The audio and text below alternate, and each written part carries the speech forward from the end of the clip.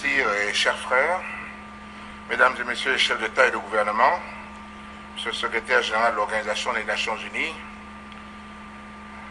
Madame le secrétaire exécutif de la Convention cadre des Nations Unies pour le changement climatique, Monsieur Salahdine Mezouar, président de la COP22, Mesdames et Messieurs. Juillet 2016 a été le mois le plus chaud jamais enregistré.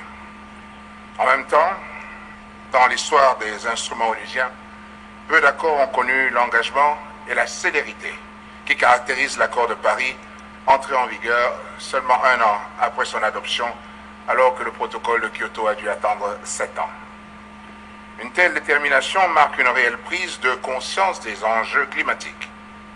En ratifiant l'accord de Paris, mon pays a rempli sa part du contrat dans le strict respect de nos normes constitutionnelles, en dépit d'un contexte national peu favorable.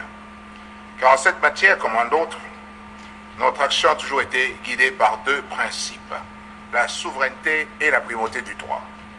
C'est donc au nom du peuple gabonais que je réitère l'engagement inconditionnel du Gabon à lutter contre le changement climatique et à promouvoir le développement durable.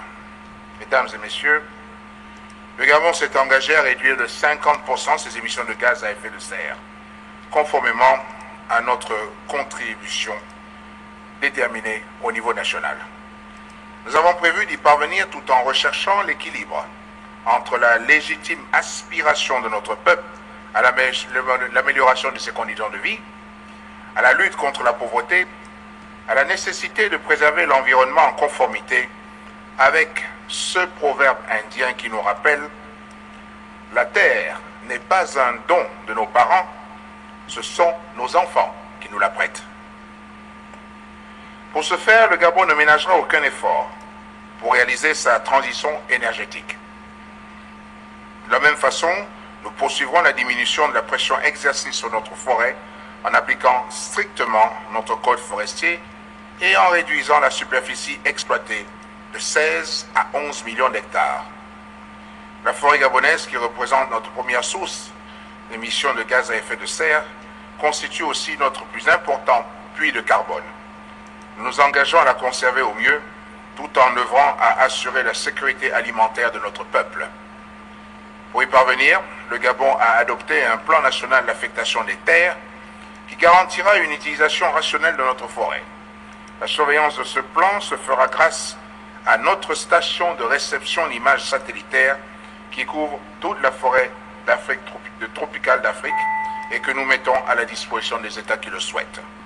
Mesdames et Messieurs, le Gabon est un pays côtier, vulnérable au changement climatique, et nous devons nous adapter.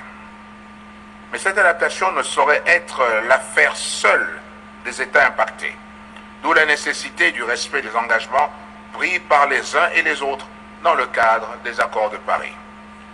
Voilà pourquoi cette 22e conférence des partis devrait être résolument placée sous le signe de l'action, afin de préciser et compléter ce qui doit l'être, ou passer des principes aux actes.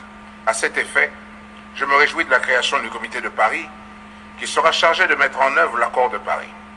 Le Gabon en appelle donc à la sagesse des partis, afin que soit conservé l'esprit inclusif qui a permis l'adoption de cet accord historique.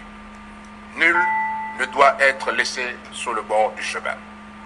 C'est sur cet espoir que je voudrais clore mon propos, tout en adressant à Sa Majesté le Roi et au peuple frère du Maroc ma gratitude pour l'accueil qui nous a été réservé et mes plus chaleureuses félicitations pour la qualité de l'organisation. Je vous remercie.